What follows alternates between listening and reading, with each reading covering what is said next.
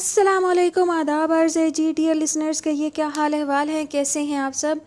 دعا ہے، امید ہے آپ سب خیریت سے ہوں گے۔ الحمدللہ میں بھی خیریت سے ہوں۔ معذرت خواہ ہوں لسنرز کہ آپ لوگوں کو جو ہے وہ ایپیسوڈ کے لیے انتظار کرنا پڑے گا، اور کہانی بھی بہت ہی دلچسپ موڈ پر ہے اور کافی سنسنی خیز کہانی لگ رہی ہے، اور کہانی جو ہے وہ طویل بھی بہت ہے، تو آپ لوگوں کو جو ہے وہ درمیان میں انتظار بھی کرنا پڑے گا۔ ایپیسوڈ جو ہے وہ ڈیلے ہو رہی ہے، اس کی وجہ یہ ہے کہ میں جو ہے وہ شفٹنگ کے کام میں مصروف ہوں، اور خواتین کو خاص طور پر اندازہ ہوگا کہ شفٹنگ کا کام کیسا ہوتا ہے، پہلے پیکنگ کرنا، پھر نئے گھر جا کر ساری چیزیں ایڈجسٹ کرنا، تو بہت مصروفیت رہتی ہے۔ ایسے میں مجھے ریکارڈنگ کا ٹائم جو ہے وہ بھی نہیں مل رہا، کبھی ایک ناول کی ایپیسوڈ ریکارڈ کر لیتی ہوں، کبھی دوسرے کی کر لیتی ہوں، تو کافی الجھن ہے، اس لیے کچھ دن جو ہے وہ آپ لوگوں کو انتظار کرنا پڑے گا، بالکل بھی اپلوڈ نہیں کر سکوں گی میں۔ اور دوسری جگہ جا کر شاید اور بھی مسائل آ جائیں شور شرابے کے حوالے سے، کیونکہ ہمارا گھر جو ہے وہ موسٹلی کمرشل ایریا میں ہوتا ہے، تو ٹریفک اور بہت زیادہ دوسری ڈسٹربنس ہوتی رہتی ہے۔ خیر وہ چیزیں چلتی رہیں گی، کہانی کی جانب چلتے ہیں۔ آپ سب کو بتا دوں کہ ڈسکرپشن باکس میں آپ کو میرے دوسرے چینل کا لنک بھی مل جائے گا، اور بہت سارے ناولز کی پلے لسٹ کے جو ہیں وہ لنک بھی میں ایڈ کر رہی ہوں، تاکہ آپ لوگوں کو جو ہے وہ سرچ نہ کرنا پڑے، تو آپ لوگ چاہیں تو ڈسکرپشن باکس سے جو ہے وہ کسی بھی پلے لسٹ کو اوپن کر کے آپ ناول سن سکتے ہیں۔ اگر آپ کو یہ مسئلہ ہو کہ ناول نہ جانے کیسا ہوگا، تو پرانے ناولز کے حوالے سے تو میں نہیں کہہ سکتی، لیکن نئے جتنے بھی ناولز ہیں سب کی لاسٹ ایپیسوڈ کے آخری کچھ منٹس میں جو ہے میں کہانی کے حوالے سے اپنا پوائنٹ آف ویو دیتی ہوں، اپنا ریویو دیتی ہوں۔ وہ میری ذاتی پسند ناپسند ہوتی ہے، میری اپنی سوچ ہوتی ہے، جس کی بنیاد پر میں کہانی کے بارے میں رائے دیتی ہوں، میں اپنی پسند بتاتی ہوں۔ تو ہو سکتا ہے کہ بہت سے لوگ اس سے اختلاف کریں، بہت سارے لوگوں کی پسند ناپسند الگ ہوتی ہے، تو کچھ کو کہانی پسند آئے، انہیں وہ چیز جو ہے وہ ان کے لیے معنی نہ رکھتی ہو جو میرے لیے اہم ہوتی ہے۔ اینی ویز آپ ریویو سن کے یا کمنٹ سیکشن دیکھ کر اندازہ کر سکتے ہیں کہ کہانی سننی چاہیے یا نہیں۔ فی الحال بڑھتے ہیں نیکسٹ ایپیسوڈ کی جانب۔ تو جناب، کہانی کا نام ہے تتلیوں کو چھو کر۔ اس ناول کی فرمائش جو ہے وہ ہم سے کی ہے طارق شیخ نے، اور اس کی مصنفہ ہیں روح چودھری، اور آپ سب سننے لگے ہیں قسط نمبر 7۔ یہ تو بتاؤ کہ مریم سے بھی رائے لی ہے کہ اکیلے ہی چلے جا رہے ہو محبت کی شاہراہ پر؟ مسعود کو اچانک ہی مریم کا خیال آ گیا۔ مسعود، ضروری تو نہیں کہ رائے لفظوں میں ملبوس ہو کر وجود کی صورت میں ہمارے سامنے آ جائے، کچھ باتیں محسوس بھی کر لی جاتی ہیں، اور میں سب کچھ محسوس کر چکا ہوں۔ فرمان کے تصور میں مریم کا شوق سراپا مسکرانے لگا۔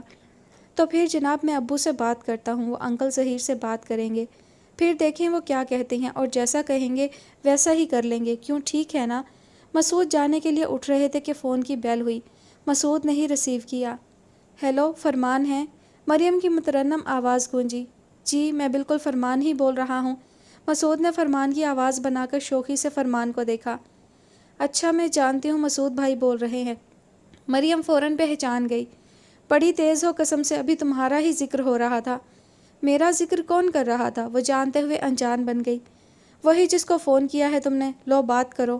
آؤ فرمان بات کرو، میں اب چلتا ہوں، خدا حافظ۔ مسعود نے ریسیور فرمان کو تھما دیا اور خود چلے گئے۔ اس بات کے بعد یہ دونوں کی پہلی ملاقات تھی، اس لیے دونوں ہی کے دل دھڑک رہے تھے۔ ہیلو، کیسی ہو مریم؟ 100 باتیں سوچی تھی مگر صرف یہی کہہ سکے۔ بالکل پہلے جیسی، وہ بھی اسی انداز میں بولی۔ مریم تم نے میری بات کا جواب نہیں دیا۔ آپ نے سوال کیا کیا تھا کہ میں جواب دیتی؟ وہ جان بوجھ کر انجان بن رہی تھی۔ اس روز کیا ہوا تھا؟ کیا کہا تھا میں نے؟ فرمان کو اس کے انجان پن پر تاؤ آ گیا۔ وہ آپ کی رائے یا آپ کی خواہش کا اظہار تھا۔ آپ نے میری رائے یا خواہش کب پوچھی تھی؟ اس کی بات معقول تھی، فرمان کی سمجھ میں آ گئی۔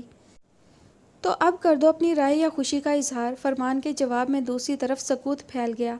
فرمان بے چینی سے منتظر تھے، جانے وہ کیا کہہ ڈالے اور امیدوں کی ناؤ ڈوب جائے۔ ہیلو مریم، کیا میں تمہارے لیے اب تک اتنا ہی انجان ہوں کہ تم یوں سوچوں میں ڈوب جاؤ؟ فرمان خود ہی سکوت کی تنی چادر کو اتارتے ہوئے گویا ہوئے، تو مریم جو اپنی بات کو مناسب الفاظ میں ڈھالنے کا سوچ رہی تھی سیدھی ہو گئی۔ مترنم آواز کی لہروں میں سنجیدگی کا ٹھہراؤ آ گیا۔ فرمان، جذبوں کا اظہار تو آپ مرد ہو کر بھی نہیں کر سکے تھے۔ میں تو پھر لڑکی ہوں جو اپنے جذبات اپنی فطری حیا کے ساتھ پردوں میں چھپا کر رکھتی ہے، تاکہ اپنے والدین کے حکم کی بجا آوری کر سکے۔ میں بھی عام لڑکی ہوں فرمان، اور اکلوتی بھی ہوں۔ میرے والدین کی تمام تر خوشیاں صرف میری ذات سے وابستہ ہیں، اس لیے میں ان کے حکم کی تابع ہوں۔ مستقبل کے لیے ان کا جو فیصلہ ہوگا وہی میرے لیے معتبر ہوگا۔ اولاد والدین کے حکم فیصلے کی ٹھنڈی چھاؤں میں ہمیشہ خوش رہتی ہے۔ وہ اتنی سنجیدہ گہری بات بھی کر سکتی ہے، یہ تو فرمان کو آج اندازہ ہوا تھا۔ اس کے دونوں روپ ہی اسے بھائی تھے، دونوں کے درمیان ایک بار پھر سکوت کی خلیج حائل ہو گئی۔ سنو مریم، اگر تمہارے والدین کا فیصلہ میرے خلاف ہوا تو؟ فرمان کی ڈری ہوئی آواز نے سکوت توڑا۔ تو وہ فیصلہ میرے لیے ان کی طرح معتبر ہوگا۔ ایک پھانس سی فرمان کے دل میں اتر گئی۔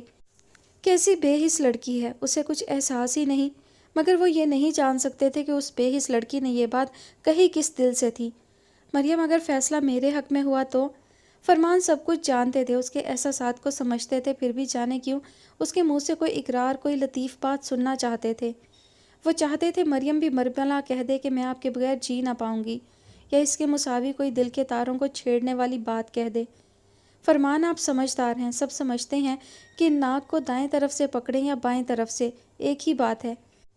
یعنی میرے لیے والدین کے سب فیصلے معتبر ہیں، خواہ وہ کسی کے حق میں ہوں۔ گو کہ مریم کی بات کے کنکر فرمان کے لطیف احساسات کو اذیت پہنچا گئے، مگر وہ مریم کے خیالات جان کر بے حد خوش ہوئے تھے۔ مسعود نے ساری بات والدین کو بتا دی تھی اور کہا تھا کہ وہ مریم کو فرمان کے لیے پرپوز کریں۔ ہمیں تو بیٹا کوئی اعتراض نہیں بات کرنے میں، مگر فرمان غلطی کر رہا ہے۔ اس کے والدین یہ بات ہرگز برداشت نہ کریں گے۔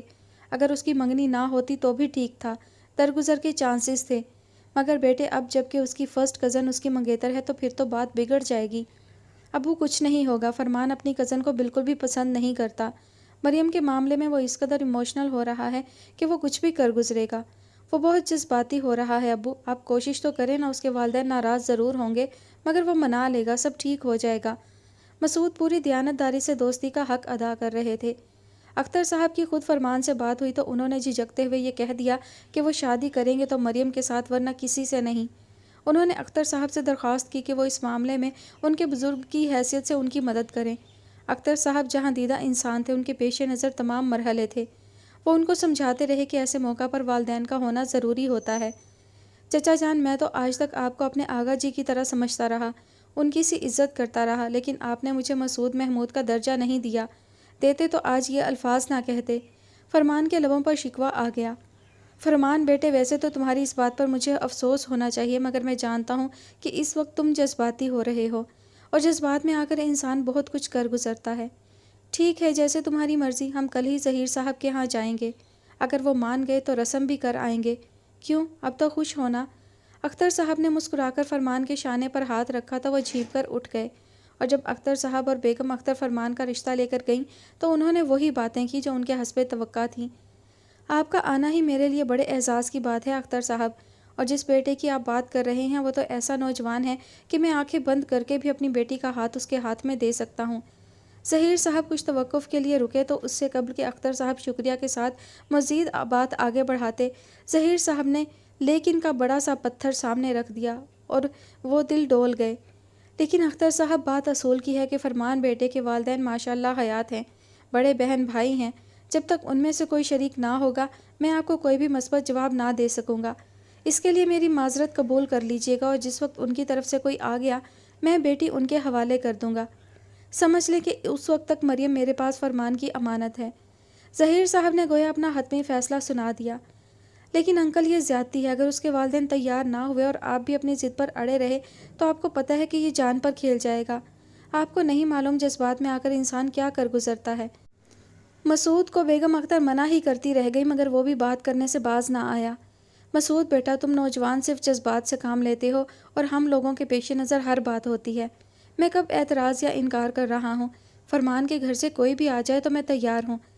دیکھو بیٹے، تم لوگ ابھی بچے ہو، نہیں سمجھتے۔ باہر جو ہم جیسے پاکستانی مقیم ہوتے ہیں نا، تو ان کے متعلق دیس میں بسنے والوں کی رائے کچھ مناسب نہیں ہوتی۔ میں یہ بات مناسب نہیں سمجھتا کہ فرمان کے گھر والے یہ کہ لڑکا اکیلا دیکھ کر قابو کر لیا ہے۔ میں چاہتا ہوں اس کے گھر سے کوئی آئے اور خود سب کچھ کریں۔ وہ کہیں تو ہم وطن واپس چلے جائیں گے، مگر میری شرط وہی رہے گی۔ مسعود اور محمود نے بہت کوشش کی ان کو منانے کے لیے، جانے کہاں کہاں سے دلائل لے کر آئے، مگر ظہیر صاحب ٹس سے مس نہ ہوئے۔ مریم سے بات ہوئی تو اس نے بھی یہی کہا، لڑکی تمہیں خبر نہیں وہ کس قدر ایموشنل ہو رہا ہے، کچھ کر بیٹھا تو روتی رہو گی تمام عمر۔ مسعود بھائی ٹھیک ہے، مگر میں بھی یہ بات پسند نہیں کروں گی کہ فرمان مجھے اپنے گھر والوں پر مسلط کر دیں۔ کم از کم کوئی تو ان کے گھر سے ہو جسے ڈھال بنایا جا سکے۔ مریم بھی اپنے ابو سے پوری طرح متفق تھی۔ ڈھال تو تمہاری بھی کوئی نہیں بنے گا سبھی آبی، میرا مطلب ہے۔ اب چاہے مطلب کچھ بھی ہوتا، مریم آبی کے نام پر اس طرح چونکی جیسے تیزی سے چلتے ہوئے گھوڑے کو چابک مار دی جائے تو وہ رک جاتا ہے۔ مسعود بھائی، یہ آبی کون ہے اور فرمان سے اس کا کیا رشتہ ہے؟ مریم کی آواز کسی گہرے کنویں سے آتی ہوئی محسوس ہوئی۔ چہرے پر تاریک سائے ٹہرنے لگے۔ مسعود بڑی بری طرح پھنس گئے۔ ان کا تو خیال تھا کہ فرمان اسے آبی کے متعلق بتا چکے ہوں گے، مگر مریم کے انداز سے پتہ چل گیا تھا کہ وہ بے خبر ہے، اور پھر انہوں نے آبی کے متعلق مریم کو بتا دیا۔ لیکن مریم، تم یقین جانو، فرمان اسے بالکل پسند نہیں کرتے، وہ صرف تمہیں چاہتے ہیں۔ تمہیں پانے کے لیے تو سب کچھ چھوڑنے کو بھی تیار ہیں۔ پلیز تم ان کو غلط نہ سمجھنا۔ دیکھو میری اچھی بہن، دل میلا نہ کرنا فرمان کی طرف سے، وہ بالکل بے قصور ہے، اسے کوئی سزا نہ دینا۔ مسعود اسے سمجھا رہے تھے اور وہ اندر سے پگھل رہی تھی۔ یہ احساس اذیت دینے کے لیے کیا کم تھا کہ اس سے پہلے بھی کوئی لڑکی فرمان کی زندگی میں آ چکی ہے۔ وہ برداشت نہ کر سکی اور زندگی میں پہلی بار وہ فرمان کے گھر آ گئی۔ مس سوزی نے بڑے اچھے طریقے سے اسے خوش آمدید کہا۔ فرمان کمرے میں ہے، تم جاؤ، میں دونوں کے لیے کافی بناتی ہوں۔ فرمان کے کسی بھی مہمان کے لیے کافی بنانا مس سوزی اپنا فرض سمجھتی تھی۔ مریم نے آہستگی سے دروازے پر دستک دی۔ آ جائے مس سوزی، میں گرم بستر نہیں چھوڑ سکتا۔ فرمان غالباً بستر میں تھے اور دروازہ کھلا تھا۔ وہ آہستگی سے اندر آ گئی۔ مس سوزی، کافی لائی ہیں آپ؟ مریم، تم؟ بات کرتے کرتے فرمان نے جو مڑ کر دیکھا تو سامنے سوزی کی بجائے مریم کو روبرو دیکھ کر کچھ دیر کے لیے فرمان کو اپنی بصارت پر شبہ ہونے لگا۔ وہ جسے خیالوں میں دیکھ رہے تھے، چشمے تصور میں جو روبرو تھی، وہ حقیقت میں بھی روبرو آ گئی تو حیرت اور خوشی کے ملے جلے احساسات کے ساتھ فرمان اسے دیکھے گئے۔ کیا بات ہے مریم، ان جھیلوں میں طغیانی کیسی؟ فرمان نے اسے شانوں سے پکڑ کر کرسی پر بٹھاتے ہوئے کہا۔ مت چھوئیں آپ مجھے فرمان، میں آپ کو ایسا نہیں سمجھتی تھی، آپ نے دھوکہ دیا ہے مجھے۔ وہ فرمان کے ہاتھ لگاتے ہی پھٹ پڑی تو فرمان بجلی کی سی تیزی سے پیچھے ہٹ گئے اور کچھ نہ سمجھتے ہوئے وہ مریم کو دیکھتے رہے جو ساون بھادوں کے میگھ کی طرح برس رہی تھی۔ میں اس بے عزتی کا تمہیں جواب دے سکتا ہوں، مگر پہلے وجہ بتاؤ، کیا بات ہے؟ کیا فریب یا دھوکہ دیا ہے میں نے تمہیں؟ فرمان کے چہرے پر تناؤ اور لہجے میں سختی اود کر آئی۔ فرمان، یہ فریب کیا کم ہے کہ مجھ سے پہلے بھی آپ کی زندگی میں ایک لڑکی آ چکی ہے آبی؟ اف خدایا، تو یہ بات ہے؟ مریم روتے ہوئے بولی تو فرمان یوں بولے گویا منو بوجھ ان کے دل پر سے اتر گیا ہو۔ انہوں نے پھر مریم کے شانوں پر دباؤ ڈال کر کرسی پر بٹھا دیا اور خود وہیں قالین پر بیٹھ کر اسے روتا ہوا دیکھتے رہے۔ انہوں نے اسے رونے دیا، چپ نہیں کرایا۔ اس کے آنسوؤں سے جانے کیوں ان کو سکون مل رہا تھا۔ اس کے آنسو اس بات کی دلیل تھے کہ وہ فرمان کو بڑی شدت سے چاہتی ہے۔ لگتا ہے اگر اس سیلاب پر بند نہ باندھا گیا تو تم تو بہہ جاؤ گی اور میں رہ جاؤں گا۔ دیکھتا ہوں، چلو شاباش، جلدی سے چہرہ صاف کرو، لگتا ہے مس سوزی کافی لے کر آ رہی ہیں۔ فرمان خود بھی اٹھ کھڑے ہوئے اور مریم بھی چہرہ رگڑنے لگی۔ مس سوزی نے ہلکے سے دستک دی اور گرم گرم کافی کے مگ تھما کر جلد ہی چلی گئیں، یوں جیسے وہ زیادہ دیر دونوں کے درمیان دیوار نہ بننا چاہتی ہوں۔ آنسوؤں کی روانی میں گو کے فرق آ چکا تھا، مگر جب وہ گہری ہچکی لیتی تو نازک وجود لرز جاتا۔ خفا خفا سی روتی ہوئی مریم اس وقت بہت پیاری، بہت عزیز لگی۔ وہ اسے گہری نگاہوں سے دیکھتے اس کے قریب چلے آئے، نیچے بیٹھ کر اس کے گھٹنوں پر دھرے سرد ہاتھ اپنے ہاتھوں میں لے لیے اور اس کی بھیگی پلکوں کو دیکھنے لگے۔ دیکھو مریم، میں ایک زندگی میں ایک ہی محبت کا قائل ہوں اور وہ محبت بھی میں نے تمہارے نام کر دی ہے۔ بیچاری آبی کا تو میری زندگی میں کوئی دخل ہی نہیں۔ خدا پر ایمان ہے تو یقین کرو، آبی میری فرسٹ کزن ہے اور مجھ سے منسوب ہے، مگر میں نے آج تک نہ منگنی سے پہلے اور نہ بعد میں اس کے نام کی کوئی کسک دل میں محسوس کی۔ اور اگر مجھے اس سے محبت ہوتی تو مریم، میرا دماغ خراب ہے کہ میں والدین کا نافرمان بنتا، بہن بھائیوں کا دل دکھاتا۔ وہ بیچاری تو میری زندگی میں آئی ہی نہیں۔ تم اگر میری زندگی میں نہ آتی تو شاید میں آبی کے ساتھ ساری زندگی بڑی اچھی طرح گزار دیتا اور کسی محرومی، کسی تشنگی کا مجھے احساس نہ ہوتا۔ لیکن اب مریم ایسا نہیں ہو سکتا، اس لیے کہ اب تم میری زندگی میں آ گئی ہو۔ تم اگر مجھ سے شادی سے انکار بھی کر دو تو بھی میں آبی سے شادی نہیں کروں گا، اس لیے کہ وہ میرے لیے بہت محترم ہے۔ یہ بات ہرگز پسند نہیں کروں گا کہ میرے دل میں تو تمہاری محبت ہو اور میں کھوکھلے لفظوں سے اسے بہلاتا رہوں، اس لیے کہ میں منافق نہیں ہوں۔ اب تمہارے اختیار میں ہے، جو چاہو فیصلہ کر لو۔ میں نے تو اپنی کشتیاں جلا ڈالی ہیں۔ فرمان نے ایک گہری نظر اس کے چہرے پر ڈالی جو اب شفاف تھا، ہر قسم کے خیال سے، سوچ سے۔ فرمان نے آہستگی سے مریم کے ہاتھ چھوڑ دیے اور رخ پھیر کر کھڑے ہو گئے۔ مریم کچھ دیر ان کی چوڑی پشت دیکھتی رہی، پھر آہستگی سے اٹھ کر ان کے شانے پر ہاتھ رکھ دیا۔ سوری فرمان، مجھے پہلے بھی آپ پر اعتبار تھا۔ اس سارے ڈرامے میں سب سے مظلوم کردار تو آپ ہی کا ہوا نا۔ وہ بھیگی آواز میں بولی تو فرمان اس کی طرف گھوم گئے۔ پھر کیا کیا جائے مریم، میری تو خود کچھ سمجھ میں نہیں آ رہا۔ میری تو ہر سوچ کا دروازہ تم پر کھلتا ہے اور تم پر ہی بند ہو جاتا ہے۔ میں کبھی اتنا جذباتی ہو جاؤں گا کہ میری سوچ صرف ایک ہستی تک محدود ہو جائے گی، یہ میں نے کبھی نہیں سوچا تھا، مگر اب تو کچھ سمجھ میں نہیں آ رہا کہ کیا کروں۔ میں آپ کو بتاؤں آپ کیا کریں، مریم بڑے پرسکون انداز میں بولی تو فرمان سوالیہ نگاہوں سے اسے دیکھنے لگے۔ میں ہمہ گوش ہوں مریم۔ فرمان صوفے پر اس کے برابر بیٹھ گئے تو مریم ایک نظر ان پر ڈال کر رخ کر کے کھڑی ہو گئی، جیسے کچھ چھپانا چاہتی ہو۔ آپ پاکستان جائیں اور… الفاظ اس کے حلق میں ایسے اٹک گئے جیسے روانی سے بہتے پانی کے آگے بند باندھ دیا گیا ہو۔ فرمان اس کے مقابل آ کر اس کے چہرے کو پڑھنے لگے جہاں مبہم سی تحریر عیاں تھی۔ اور آبی سے شادی کر کے یہاں لے آئیں، اس نے اس روانی سے کہا جیسے کوئی بچہ کڑوی دوا اس جلدی سے پی لیتا ہے کہ پیے بغیر گزارا نہیں تو تامل سے کیا حاصل۔ مریم میرا خیال تھا کہ تم نے میری بات پر اعتبار کر لیا ہے۔ ٹھیک ہے مریم، میں تمہیں اپنے ساتھ پر مجبور تو نہیں کر سکتا۔ میں اتنا کمزور نہیں ہوں مریم، تمہیں ایک خواب سمجھ کر بھلا بھی سکتا ہوں، لیکن دکھ صرف یہ رہے گا کہ میرے جذبے میں اتنی صداقت نہیں تھی کہ تم اعتبار کرتی۔ کتنی آسانی سے تم نے اتنی بڑی بات کہہ ڈالی۔ فرمان بری طرح برہم ہو گئے تھے۔ مریم نے دھندلی آنکھوں سے فرمان کو دیکھا۔ ہاں، آسانی سے؟ زہر کو آسانی سے پیا جاتا ہے فرمان۔ آپ کیا جانیں یہ فیصلہ میں نے کس مشکل سے کیا ہے، لیکن میں بھی لڑکی ہوں فرمان۔ میں تو اس عرصے کی محبت میں بھی کوئی بڑا فیصلہ نہیں کر سکتی، تو وہ بیچاری عشق کی جانے کون سی منزل پر ہو کہ اس کی برداشت سے باہر ہو یہ سب۔ مریم نے برہم سے فرمان کے شانے پر ہاتھ رکھ دیا۔ کیا چاہتی ہو تم مریم؟ میں تو خود فیصلے کی سلیب پر لٹکا ہوا ہوں۔ فرمان بے بس سے ہو گئے۔ آپ آبی کو یہاں لے آئیں، میں یہاں آپ دونوں کی منتظر رہوں گی۔ مریم تمہاری مبہم باتیں مجھے مزید الجھا رہی ہیں، پلیز جو بات کرنی ہے کھل کر کرو۔ فرمان دونوں ہاتھوں میں سر تھام کر بیڈ پر بیٹھ گئے۔ مریم ان کے گھٹنوں پر ہاتھ رکھ کر قالین پر ہی بیٹھ گئی۔ ہمارے مذہب میں ایک سے زائد شادی کی اجازت ہے نا فرمان؟ مریم، فرمان نے چونک کر مریم کو دیکھا۔ جو بات وہ سوچنے کا تصور بھی نہیں کر سکتے تھے وہ مریم نے کتنی آسانی سے کہہ ڈالی لڑکی ہو کر۔ یہ تم کہہ رہی ہو مریم؟ فرمان اپنی سماعتوں پر شبہ محسوس کرنے لگے۔ جی فرمان، میں سچ کہہ رہی ہوں۔ میرا خیال ہے ہم دونوں ایک ساتھ ایک اچھی، سچی اور خوشحال زندگی گزار سکتے ہیں۔ آپ آبی کو خط لکھ کر اس کی رائے معلوم کر لیں، میں ہر قسم کے سمجھوتے کے لیے تیار ہوں۔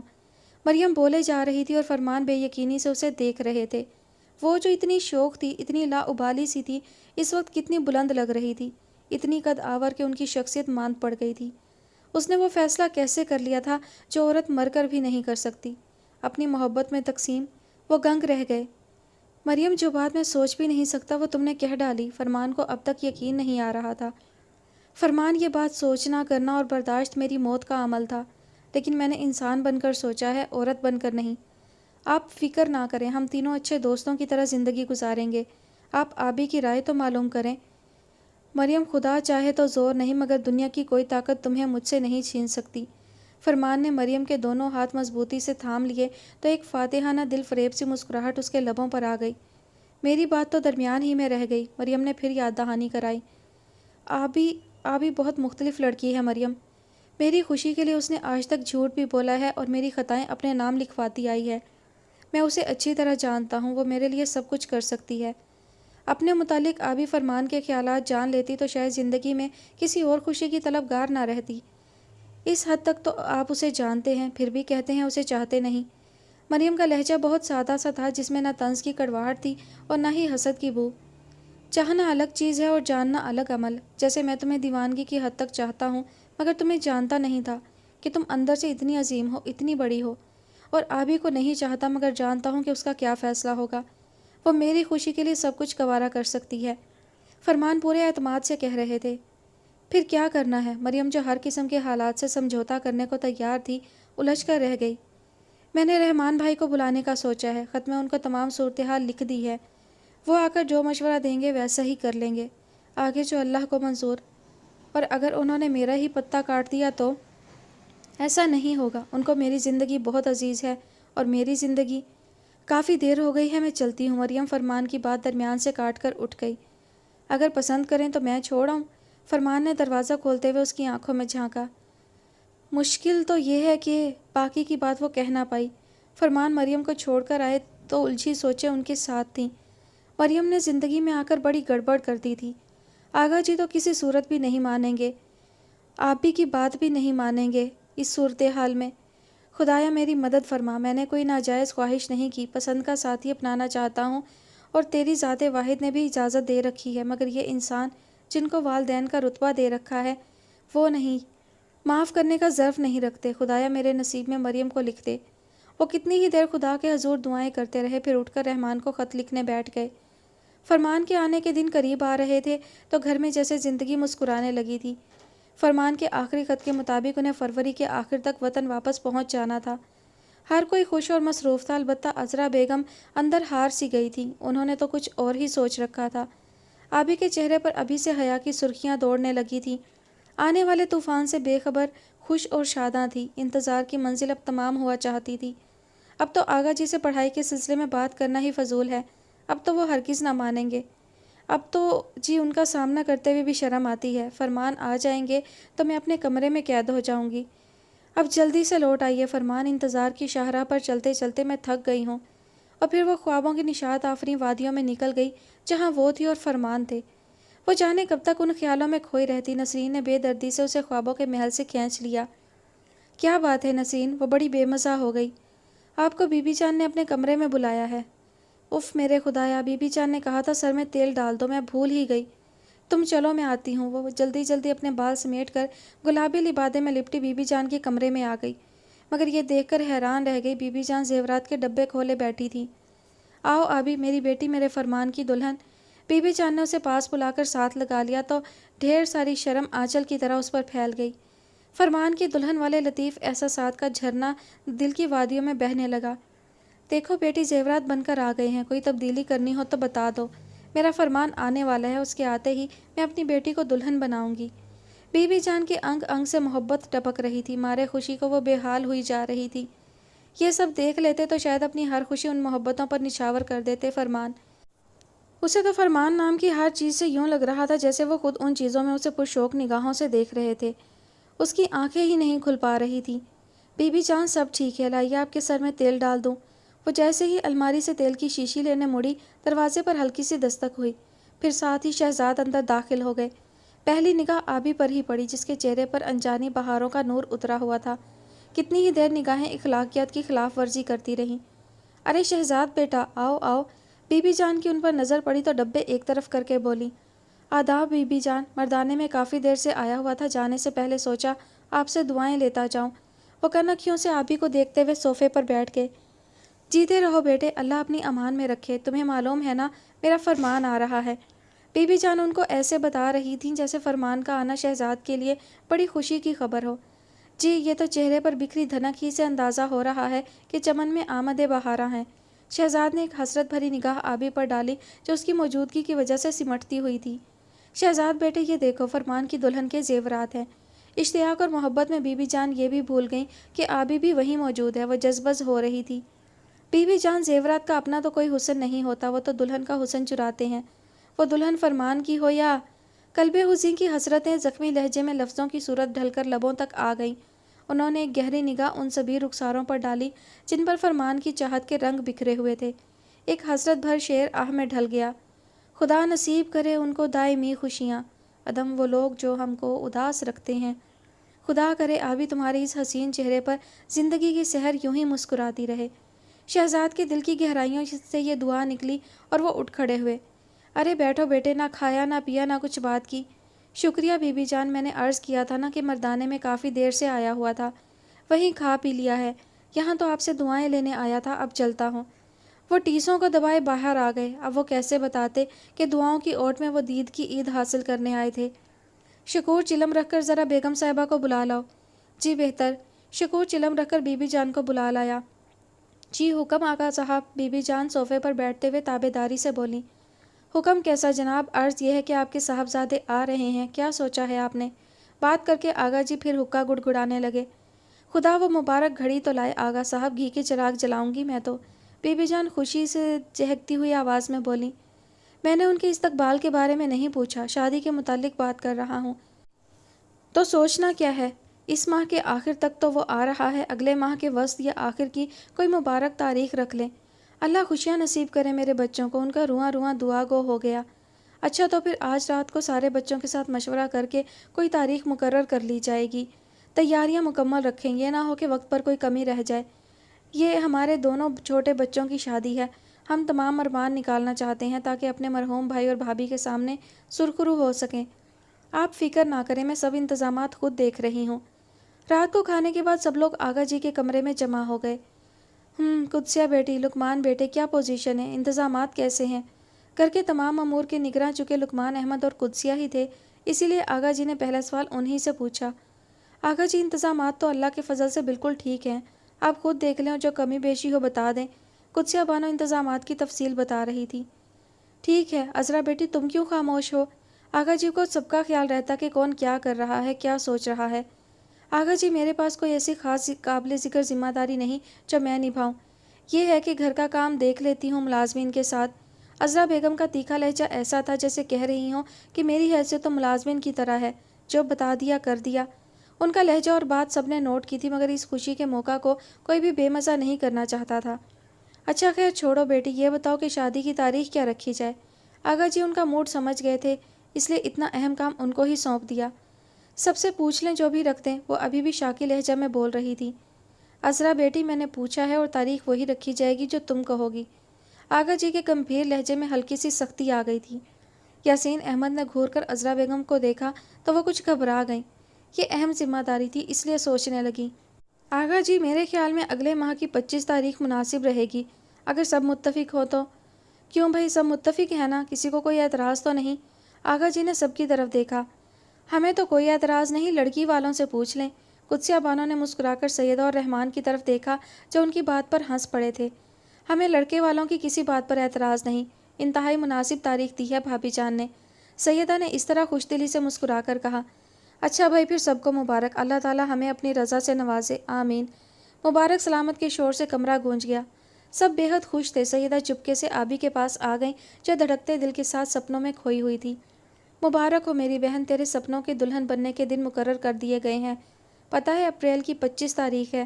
خدا تجھے ہمیشہ خوش رکھے میری جان۔ سیدہ نے لڈو آبی کے منہ میں ڈال کر اسے گلے لگا لیا۔ جس روز سے تاریخ طے ہوئی تھی، گھر میں جیسے جشن بہار کا سا سما تھا۔ زور و شور سے شادی کی تیاریاں ہو رہی تھیں۔ سب سے زیادہ آغا جی، بی بی جان اور سیدہ خوش تھے۔ ان لوگوں سے تو خوشی سنبھالے نہیں سنبھل رہی تھی۔ جیسے جیسے دن قریب آتے جا رہے تھے، ارمانوں کی دنیا رنگین تر ہوتی جا رہی تھی۔ رنگوں کی اس برسات میں آبی ارمانوں کی سیج پر دلہن بنی تصورات میں خود کو فرمان کا منتظر پاتی۔ وہ خیالوں ہی خیالوں میں فرمان سے بے شمار شکوے کر ڈالتی۔ خط نہ لکھنے کا شکوہ، جلدی نہ آنے کا شکوہ، پھر خود ہی ان کی مجبوریوں کا خیال کر کے معاف بھی کر دیتی۔ وہ ابھی سے فرمان کے آنے سے پہلے ہی اپنے کمرے میں محدود ہو گئی تھی۔ سب چیزیں اس کی پسند اور مرضی کی بن رہی تھی۔ رحمان فرمان کی واپسی کے دن اتنے قریب آ رہے ہیں، مگر اس نے آنے کی کوئی اطلاع نہیں دی، تاریخ اور دن نہیں بتایا، اور یہاں سے بھی میرے خیال میں اسے شادی کی تاریخ نہیں بتائی گئی۔ ایسا نہ ہو کہ موصوف شادی والے روز بھی غائب ہوں۔ سیدہ اس بارے میں چونکہ بہت سوچتی تھیں، اس لیے ان کو الٹے سیدھے وہم ستاتے رہتے، اور وہ اپنے زندگی کے ساتھی سے اظہار بھی کر دیا کرتی۔ ارے نہیں سیدہ، یہ کچی باتیں تھوڑی ہیں، فرمان کے آنے کی تاریخ بھی طے ہے، گھبراؤ مت۔ ہم دونوں بھائی، بھلا تم دونوں بہنوں سے بچ سکتے ہیں؟ رحمان ٹائی کی نوٹ لگاتے ہوئے شوخی سے بولے تو سیدہ شرما گئیں، اور جس تاریخ کو فرمان نے آنا تھا، سب لوگ ارمانوں کی شاہراہ پر خوشیوں کے دیپ جلائے، راہوں میں کلیاں بچھائے منتظر تھے۔ مارے خوشی کے رستہ ہی دکھائی نہیں دے رہا تھا، عجیب سا سما ہو رہا تھا۔ رحمان بھی اپنی سیٹ سے ذرا جلدی اٹھ گئے کہ پھر ایئرپورٹ بھی جانا تھا۔ صاحب آپ کی ڈاک، اور عین اس وقت جب وہ اٹھ رہے تھے، ملازم نے ڈاک لا کر رکھ دی۔ پہلی نظر جو پڑی وہ فرمان کا خط ہی تھا۔ رحمان نے بجلی کی سی تیزی سے چاک کیا اور نظریں سطور پر دوڑنے لگیں۔ 1 بار، 2 بار، 3 بار، حتیٰ کہ 10 بار۔ الفاظ تھے کہ اپنی اصل حالت میں موجود تھے، جبکہ رحمان نہ تو ان الفاظ کو دیکھنا چاہتے تھے اور نہ ہی پڑھنا چاہتے تھے۔ انہوں نے کئی بار خط اس لیے پڑھا کہ شاید ایک بار نظریں دھوکہ کھا گئی ہوں اور انہوں نے غلط پڑھا ہو، مگر اب پتہ چلا تھا کہ نہ تو ان کی نظروں نے دھوکہ کھایا ہے، نہ ہی خط کا نفس مضمون بدلا ہے۔ ہاں، تحریر یہی تو تھی: محترم بھائی جان، آداب۔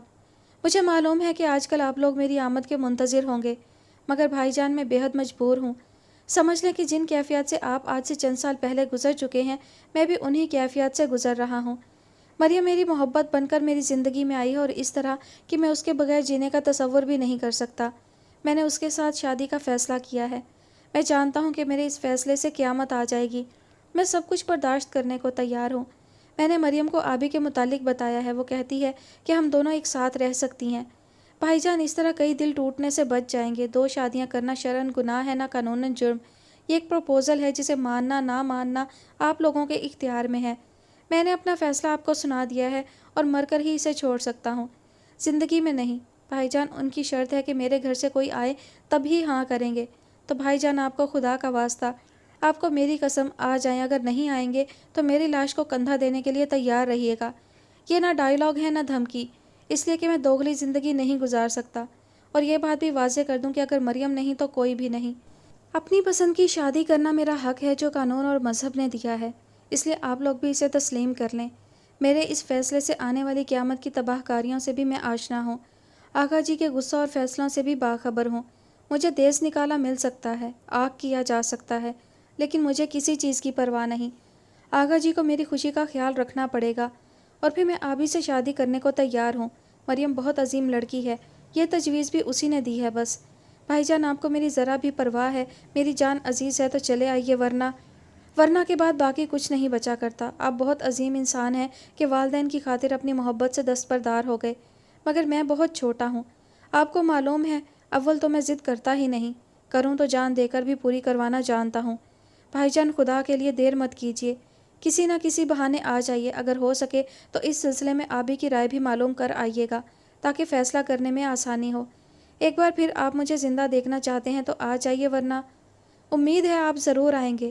میں اپنے دکھ کا اظہار نہیں کر سکتا جو مجھے آغا جی اور بی بی جان کی گستاخی کر کے ہو رہا ہے۔ باقی رہی آبی تو وہ بے حد عظیم ہے، وہ مجھے ضرور معاف کر دے گی، وہ معاف کرنے کا وصف رکھتی ہے۔ بس آپ لوگوں کو ظرف بڑا کرنا پڑے گا۔ میں کوئی ناجائز بات نہیں کر رہا۔ اگر مریم میری زندگی میں نہ آتی تو آبی کے ساتھ شادی سے میں کب منکر تھا، مگر پلیز بھائی جان، اب آپ کو میری زندگی اور خوشیاں عزیز ہیں تو پہلی فرصت میں یہاں پہنچ جائیں۔ اس گستاخی کے لیے معافی چاہوں گا، اجازت دیں۔ آپ کی آمد کا شدت سے منتظر۔ خدا حافظ، آپ کا بھائی فرمان۔ یہ خط تھا کہ زلزلہ جس نے جسم کی عمارت کو ڈھانا شروع کر دیا تھا، الفاظ تھے کہ برچیاں جو دل میں اتر گئیں۔ وہ اتنی خنکی کے باوجود پسینے میں نہا گئے، صوفے پر ڈھیر ہو گئے، کتنی ہی دیر لمبی لمبی سانسیں لیتے رہے۔ وقت نے ایسے کڑے امتحان میں ڈال دیا تھا کہ اگر فرمان کے حق میں فیصلہ کرتے تو باقی سب برباد ہو جاتے، اور سب کو بچاتے تو جان سے عزیز بھائی کو کھوتے۔ یہ کیا ہو گیا تھا؟ گھر میں تو خوشیوں کے چراغ جل رہے تھے۔ فرمان، تم نے یہ کیا کر دیا میرے بھائی؟ تمہیں معلوم ہے کہ کیا قیامت آئے گی؟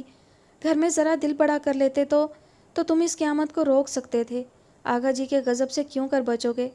اور وہ معصوم لڑکی جو تصورات میں بے شمار مرتبہ خود کو تمہاری دلہن کے روپ میں دیکھ چکی ہے، تم نے سب کے شکوک کو حقیقت کا روپ دے دیا ہے۔ فرمان، میں سیدہ کو کیسے بہلاؤں گا؟ کس منہ سے تسلی دوں گا؟ میں جو تمہاری طرف سے قسمیں کھا کر اسے مطمئن کیا کرتا تھا، اب اسے کیا منہ دکھاؤں گا؟ بی بی جان کیسے یہ صدمہ برداشت کر پائیں گی؟ فرمان، وہ تو تمہیں ایک نظر دیکھنے کے لیے ماہی بے آپ کی طرح تڑپ رہی ہیں۔ فرمان، میرے بھائی، خدا تمہیں سلامت رکھے، میں تمہارے احساسات کو سمجھ رہا ہوں۔ فرمان، یہ کیا ہو گیا؟ میری تو کچھ سمجھ میں نہیں آ رہا، کیا کروں میں؟ اس قیامت کا سامنا کیسے کر پاؤں گا؟ فرمان۔ رحمان صوفے پر گرے بے دم سے پڑے ابھی سے خود کو اس طوفان میں گرا ہوا محسوس کر رہے تھے جو فرمان کی بات سے آنے والا تھا۔ رحمان میں سہنے کی سکت بھی نہیں رہی تھی۔ وہ سوچ رہے تھے اب کیسے امیدوں کے ان چراغوں کو گل کریں جو فرمان کی آمد پر روشن ہے۔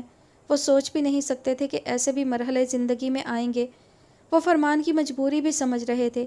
اپنی محبت سے دستبردار ہو جانا کوئی معمولی عمل نہیں ہوتا کہ انسان آسانی سے اس پل صراط کو پار کر جائے۔ اس کے لیے بہت بڑا ظرف چاہیے تھا، اور جو فرمان کے پاس نہیں تھا۔ ان کو معلوم تھا کہ فرمان کوئی ضد نہیں کرتے تھے، اور اگر کرتے تو اسے پورا کر کے ہی دم لیتے، خواہ اس میں کوئی خوش ہوتا یا ناراض۔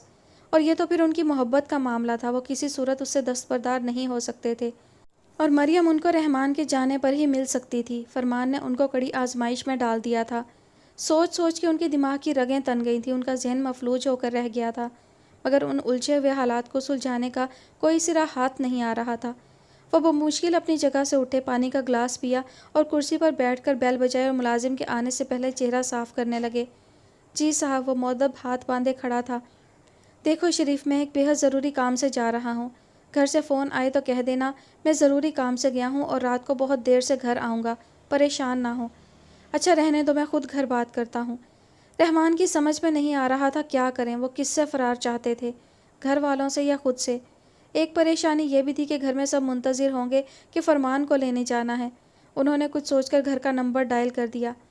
ہیلو لقمان بھائی، وہ فرمان کا آفس میں فون آیا تھا، اس نے کہا ہے کہ اسے چند دن اور رکنا پڑ گیا ہے، اس لیے وہ آج نہیں آ رہا۔ میں ایک ضروری کام سے جا رہا ہوں، دیر سے آؤں گا، فکر کی کوئی بات نہیں۔ رحمان لقمان بھائی کا کوئی جواب سنے بغیر ریسیور رکھ کر باہر نکل گئے، یوں جیسے وہ آ کر ان کی چوری پکڑ لیں گے تو یہ کیا جواب دے پائیں گے۔ فرمان کے نہ آنے کی خبر نے سب کے خوشی سے چمکتے چہروں کو ویران کر دیا۔ خواتین کے دلوں میں بے شمار واہموں نے جگہ بنائی۔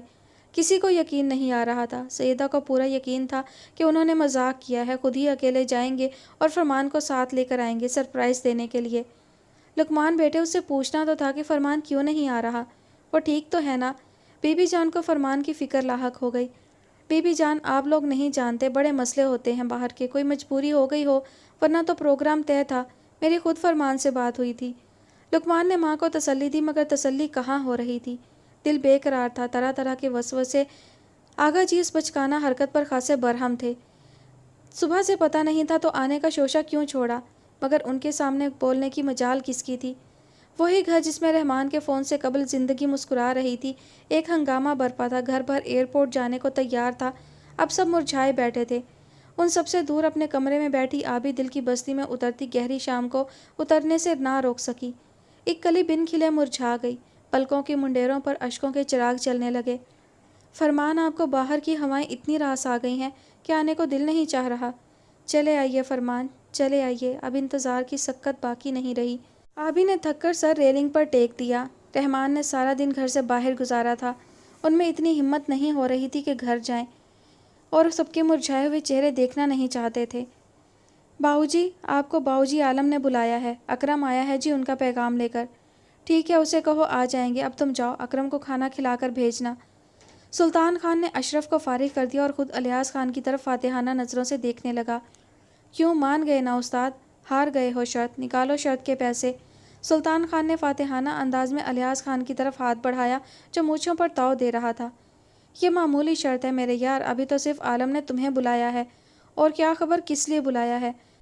جیت تمہاری اس روز ہوگی جس روز تم نورین کو بیاہ کر اس حویلی میں لاؤ گے۔ وہ دن بھی دور نہیں میرے یار، بول اسے بیاہ لایا تو؟ سلطان نے بڑے وثوق سے کہا۔ اول تو یہ ناممکن ہے، اگر ایسا ہو ہی گیا تو میں شرط لگاتا ہوں کہ اپنے حصے کی تمام زمینیں تمہارے نام کر دوں گا، اور اگر تم شرط ہار گئے تو تمہاری زمین میرے نام ہو جائے گی۔ یہ شرط مردوں کی شرط ہے، مکرنا نہیں اس سے، کیونکہ اس سے تباہی آئے گی۔ اب تم ہونے والے سسرال جانے کی تیاری کرو، میں چلتا ہوں۔ الیاس خان تیکھے سے لہجے میں بولتا اٹھ کھڑا ہوا تو سلطان خان بھی کھڑا ہو گیا۔ کر دوں گا زمین تمہارے نام، تمہارا نام باقی رہے گا تو پھر نہ۔ اوئے اشرف، میرے کپڑے تیار ہو گئے ہیں کہ نہیں؟ سلطان خان دور تک الیاس خان کو دیکھتے ہوئے بڑبڑایا، پھر اشرف کی طرف متوجہ ہو گیا جو اس کے کپڑے لیے کھڑا تھا۔ ان کو یہاں رکھو اور وہ فائلیں لے کر آؤ زمین کی۔ سلطان خان نے کپڑے لے کر ایک طرف رکھ دیے، مگر اشرف ہنوز اپنی جگہ کھڑا رہا۔ سلطان نے گھور کر اسے دیکھا۔ اب کیا ہے، کس معجزے کا انتظار ہے تمہیں؟ بہرے ہو گئے ہو کیا؟ نہیں خان جی، سوچ رہا ہوں کہ آپ نے عالم شاہ کے نام ساری زمین کر دی ہے اور بڑے باؤ جی کو اس کی خبر بھی نہیں۔ ان کو معلوم ہوگا تو حویلی میں طوفان آ جائے گا، اور خان جی میرا دل اب بھی دکھی ہو رہا ہے۔ اشرف کے لہجے میں جانے کیا تھا کہ سلطان خان کو غصہ نہیں آیا، وہ مسکرا دیا۔ او پاگل انسان، تو نے اپنے خان جی کو اتنا بیوقوف سمجھ رکھا ہے؟ دیکھ تو صحیح، تیرا خان عالم شاہ کی زمین اپنے نام کیسے کراتا ہے؟ بس ذرا اس کی گردن میرے ہاتھ آ جائے تو ہلنے نہیں دوں گا اسے کسی طرف۔ سلطان خان نے دانت پیس کر کہا اور تیار ہونے چل دیا۔ آؤ سلطان خان، بڑا انتظار کراتے ہو، بہت سی باتیں کرنی ہیں تم سے، بہت سے مشورے، اگر وقت ہیں۔ غفور، دروازہ بند کر کے جاؤ اور خبردار جو کوئی اس کمرے کے آس پاس پھٹکا بھی۔ عالم شاہ سلطان خان کے ساتھ صوفے پر بیٹھ کر غفور کو ہدایت دینے لگا۔ وہ جی اچھا کہہ کر باہر نکل گیا۔ رشید، آج بڑے اہم فیصلوں کی رات ہے، تم کسی طرح نورین بی بی کا خیال رکھو۔ اکرم نے بتایا ہے سلطان نے اپنی ساری زمین عالم کے نام کر دی ہے اور وہ اسی رات نورین کا ہاتھ بھی مانگے گا۔ غفور نے رشید کو آن بتایا۔ میں خود ان کی باتیں سنوں گا، تم بی بی کے کمرے کے پاس ہی رہنا۔ رشید چلا گیا تو غفور نورین کے کمرے کے سامنے بیٹھ گیا۔ رشید، رشید، اندر سے نورین کی آواز آئی تو غفور اندر آ گیا۔ رشید کہاں ہے غفور؟ نورین غفور کو دیکھ کر بولی تو غفور نے ساری بات بتا دی۔ خدایا میری مدد فرما، میں بالکل تنہا ہوں، مدد فرما۔ नौरीन सर थाम कर बिस्तर पर बैठ गई। अच्छा, वही behzad तुम्हारा रकीब है रूसिया, क्या करना है उसे? सुल्तान खान ने कप एक तरफ रखते हुए पूछा। कुछ नहीं, बस उसे इतनी अजियत पहुंचाओ कि उसे देखकर उसको चाहने वाली उसकी बीवी तड़प तड़प कर रह जाए, और वो शहरी कुछ कीड़ा उसे ज़मीन मेरे नाम करने पर मजबूर कर दे। behzad वाकई आलम शाह का रकीब रूसिया ही था। उसका नाम लेते हुए आलम का हलक तक कड़वा हो जाता था। कब तक ये काम चाहिए तुम्हें? सुल्तान उठते हुए बोला। कहो तो आज ही कदमों में ला फेंकूं, चलो कल ही सही।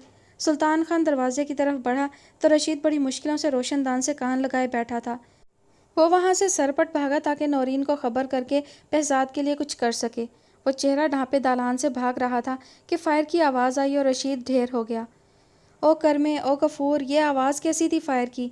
आलम शाह और सुल्तान खान घबरा कर बाहर भागे, जहाँ सब रशीद के गिर्द जमा थे। और ये तो अपना रशीद है। उफ खुदाया, ये क्या हो गया? मैंने मना भी किया था गोली मत चलाओ, मगर तुम्हें तो। आलम शाह के मुहाफिज आपस में उलझ रहे थे। और ये क्या कर दिया तुम लोगों ने? अंधे हो, जानते नहीं कि किस पर फायर करना है और किस पर नहीं? अब तमाशा देख क्या रहे हो? फजल जल्दी से गाड़ी निकाल, इसका खून ज़्यादा बह गया तो काम ख़राब हो जाएगा। चलो सुल्तान यार, तुम भी, मेरा ख्याल है ऑपरेशन तो ज़रूर होगा। आलम शाह ने उसी वक्त बेहोश खून में लथपथ रशीद को गाड़ी में डाला जिसने वफादारी की सज़ा भुगती थी। बंद कमरे में नौरीन बुरी तरह घबरा रही थी। फायर की आवाज़ ने उसे परेशान कर दिया था। एकदम ही हवेली में सन्नाटा छा गया था। वो आहिस्तगी से ड्योढ़ी में आ गई। फिर उसने सारी हवेली देख डाली, मगर कोई मुलाजिम नज़र ना आया। माई नूरा भी जाने कहाँ गई थी। एक तो हवेली की होलनाकी, ऊपर से फायर की आवाज़ ने उसे वहशत ज़दा कर दिया था। मासी नूरा, गफूर, रशीद, कहाँ हो तुम सब? क्या हो गया घर में? वो सोफे पर गिर गई। गफूर, गफूर, ये क्या हुआ है? ये फायर की आवाज़ कैसी थी? बताओ, ये तुम्हारा मुंह क्यों लटका हुआ है? गफूर, मत छुपाना मुझसे, बताओ भाई जी तो ठीक है। नौरीन की नज़र गफूर पर पड़ी जो मुंह लटकाए खड़ा था और शायद रो कर आया था, मगर नौरीन के सामने आंखें साफ कर डाली। नौरीन तेज़ी से उसकी तरफ बढ़ी। बाऊ जी तो बिल्कुल ठीक हैं जी, पर। गफूर के हलक में अल्फाज अटक गए थे। पर क्या गफूर, जल्दी बताओ, तुम्हें मालूम है मैं अब कुछ बर्दाश्त नहीं कर सकती।